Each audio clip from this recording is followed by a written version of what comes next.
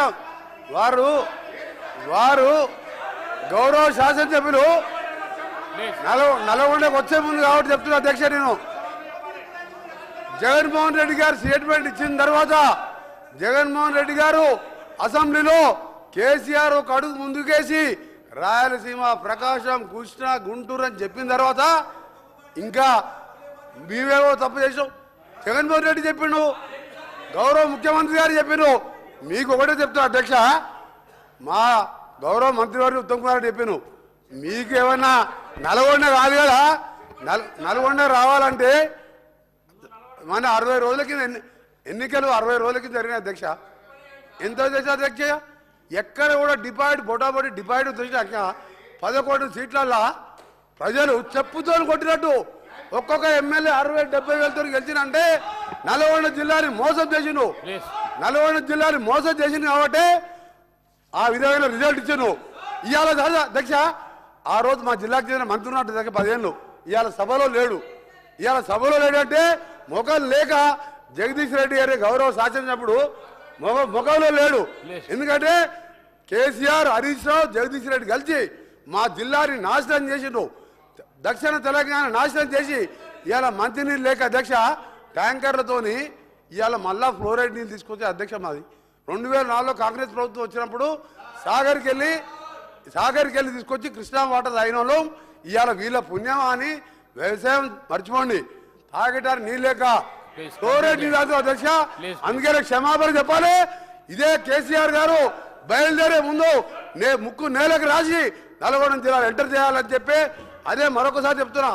మీరు జగన్మోహన్ రెడ్డి గారు స్టేట్మెంట్ తీసిన తర్వాత మీ తలకాయ ఎడబెట్టుకుంటారు.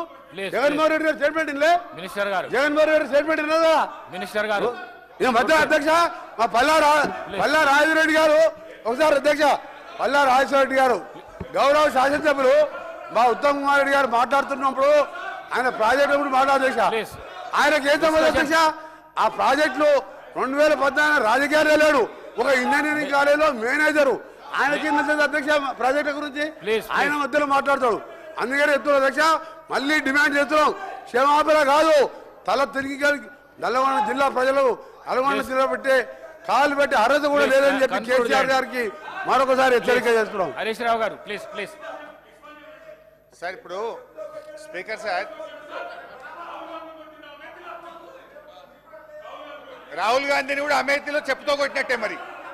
ఎందుకంటే ఇవాళ కోమటిరెడ్డి వెంకటరెడ్డి గారు హరీష్ రావు గారు ప్లీజ్ ప్లీజ్ ప్లీజ్. సార్ ఒక రిక్వెస్ట్, స్పీకర్ గారితో నా రిక్వెస్ట్ ఏంటంటే, కోమటిరెడ్డి వెంకటరెడ్డి గారు మాట్లాడినటువంటి వ్యాఖ్యలు ఆయన విత్డ్రా చేసుకోవాలి, బేషరతుగా క్షమాపణ చెప్పాలి, లేదంటే మీరైనా దాన్ని సభ యొక్క రికార్డుల నుంచి తొలగించాలి. అప్పటిదాకా నేను మాట్లాడడం సార్. ఇప్పుడు ఒక రాష్ట్రాన్ని సాధించిన కేసీఆర్ ను 10 ఏళ్ల ముఖ్యమంత్రి గారిని పట్టుకొని అటువంటి భాష మాట్లాడడం తగదు. మేము కూడా అనొచ్చు, రాహుల్ గాంధీ గారిని అమేథీలో చెప్పుతో కొట్టారని మేము అనలేమా? So let him withdraw the word, then I will speak. లేదా మీరైనా తొలగించండి. తప్పకుండా రికార్డులను పరిశీలించి తొలగించే ప్రయత్నం చేస్తా.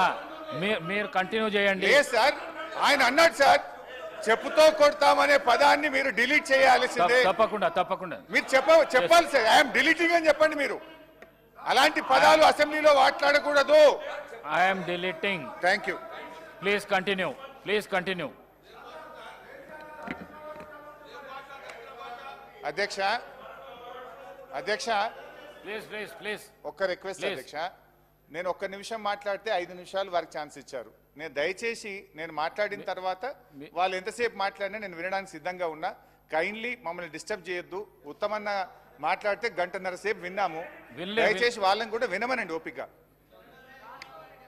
అధ్యక్ష, ఇవాళ ప్రాజెక్టుల విషయంలో ఉత్తమ్ కుమార్ రెడ్డి గారు కాంగ్రెస్ పార్టీ నాయకులు